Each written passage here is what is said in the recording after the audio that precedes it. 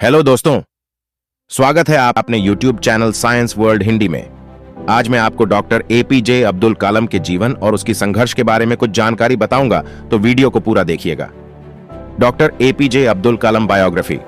Doctor Abul पकीर जैनुलाब्दीन अब्दुल कलाम, बच्चों के लिए अंकल तो बड़ों के लिए कलाम साहब। कलाम साहब को साइंस की दुनिया में मिसाइल मैन का नाम मिला था, तो राजनीतिक गलियारों में उनकी पहचान पीपल्स प्रेसिडेंट के तौर पर बनी। कलाम साहब की पूरी जिंदगी किसी ऊर्जा के समान है, जिन्होंने अखबार बेचने से लेकर भारत के पहले नागरिक बनने तक का सफर तय किया। कौन थे एपीजे अब्दुल कलाम? एपीजे अब्दुल कलाम का जन्म तमिलनाडु के रामेश्वरम के धनुषकोडी गांव में 15 अक्टूबर 1931 को हुआ था। उनका बचपन संघर्षों से भरा रहा है। कलाम साहब हमेशा सीखने की कला को महत्व देते थे।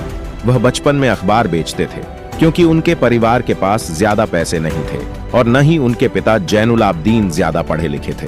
कलाम साहब 5 भाई बहन थे। एपीजे अब्दुल कलाम की प्रारंभिक जीवन। कलाम साहब ने 5 साल की उम्र में पढ़ना शुरू कर दिया था। उन्होंने रामेश्वरम से शुरुआती शिक्षा प्राप्त की। कलाम साहब को उड़ना पसंद था, जैसे खुले आसमान में चिड़ियां उड़ती हैं, और उड़ते हुए चिड़ियां को देखकर ही कलाम साहब ने तय किया कि उन्हें विमान विज्ञान के क्षेत्र में जाना है। उनका चाहत पायलट बनने की थी, लेकिन ईश्वर ने उनके लिए कुछ और ही रच रखा था। इसरो में कलाम साहब की एंट्री। एपीजे अब्दुल कलाम ने 1950 में मद्रास इंस्टीट्यूट ऑफ टेक्नोलॉजी से अंतरिक्ष विज्ञान में स्नातक की पढ़ाई पूरी की। स्नातक की पढ़ाई के बाद उन्होंने भारतीय रक्षा अनुसंधान एवं विकास संस्थान में प्रवेश लिया, जहां उन्होंने हावरक्राफ्ट परियोजना पर काम किया। इसके बाद वह 1962 में भारतीय अंतरिक्ष अनुसंधान संगठन इसरो में आए। इसरो में कलाम साहब ने सफलतापूर्वक कई उपग्रह प्रक्षेपण परियोजनाओं में अपनी भूमिका निभाई। एपीजे अब्दुल कलाम को क्यों कहा गया मिसाइल मैन? इसरो में एपीजे अब्दुल कलाम ने परियोजना निदेशक के तौर पर भारत के पहले स्वदेशी उपग्रह प्रक्षेपण यान SLV-3 के निर्माण में महत्वपूर्ण भूमिका निभाई थी। इस यान से भारत ने रोहिणी उपग्रह सफलतापूर्वक अंतरिक्ष में भेजा था। इस मिसाइल को बनाने में उन्होंने कड़ी मेहनत की थी, जिस वजह से उन्हें मिसाइल मैन कहा गया। इसके बाद कलाम साहब ने देश को कई सारे मिसाइल दिए। पोखरण से भारत ने दुनिया को दिया था संदेश। एपीजे अब्दुल कलाम जुलाई 1992 में वे भारतीय रक्षा मंत्रालय में वैज्ञानिक सलाहकार बने।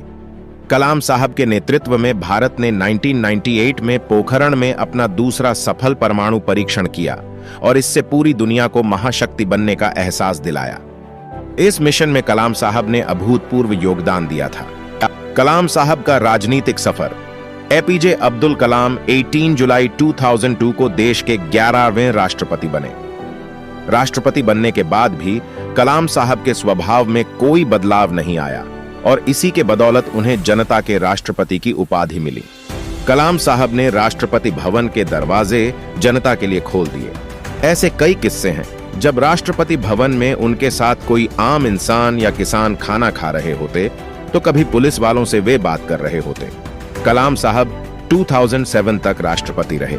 राष्ट्रपति के पद से मुक्त होने के बाद एपीजे अब्दुल कलाम ने देश के विभिन्न कॉलेज संस्थानों में काम किया। उन्होंने लोगों के बीच रहना पसंद किया। वह हमेशा देश के नागरिकों से मिलते थे। कलाम साहब ने कई पुस्तकें लिखी हैं। उनकी पुस्तकें लोगों के बीच काफी लोकप्रिय हुईं। कलाम साहब का सपना 2020 तक भारत को शक्तिशाली और आर्थिक रूप से समृद्ध बनाना था। एपीजे अब्दुल कलाम को मिले मुख्य पुरस्कार। कलाम साहब के 79वें जन्मदिन को संयुक्त राष्ट्र ने विश्व विद्यार्थी दिवस के रूप में मनाने की घोषणा की थी। इसके साथ ही उन्हें भारत सहित दुनिया भर के देशों ने कई पुरस्कारों से नवाजा है। भारत सरकार ने उन्हें 1997 में भारत रत्न, 1981 में पद्म भूषण और 1990 में पद्म विभूषण से सम्मानित किया था। एपीजे अब्दुल कलाम का निधन। एपीजे अब्दुल कलाम का 27 जुलाई 2015 की शाम को निधन हुआ था। वह भारतीय प्रबंधन संस्थान शिलोंग में रहने योग्य ग्रह पर एक कार्यक्रम में लेक्चर दे रहे थे। तभी उन्हें दिल का दौरा पड़ा और वह बेहोश होकर गिर पड़े। उन्हें अस्पताल ले जाया गया था, लेकिन 2 घंटे बाद ही उनका निधन हो गया और इस तरह 27 जुलाई के दिन कलाम साहब ने 84 वर्ष की उम्र में दुनिया को अलविदा कहा था। दोस्तों, आज का यह जानकारी आपको पसंद आए तो हमारे इस चैनल को सब्सक्राइब जरूर करें और अपने दोस्तों में शेयर जरूर करें। धन्यवाद।